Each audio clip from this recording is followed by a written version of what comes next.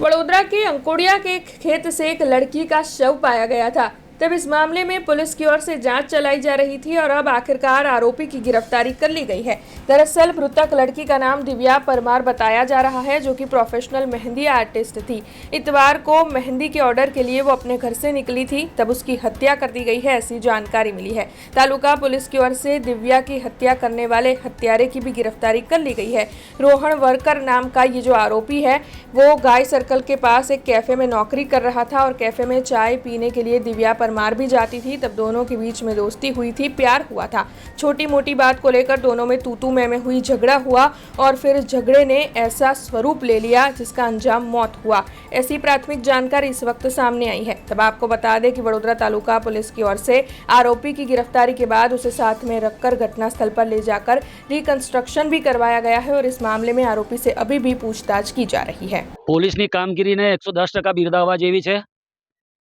અંકોડિયા સરપંચ તરીકે હું એમને 100 સલામ મારું છું કે 24 કલાકમાં બોડીને શોધી આરોપીને શોધીને અને હાજર કરી દીધો છે। કારણ કે આરોપી એટલો બધો ક્રૂર હતો કે એને મોઢા પર ચાદર વીંટીને ઉપરથી કેબલના 4 આટા મારીને ગાંઠ મારેલી હતી।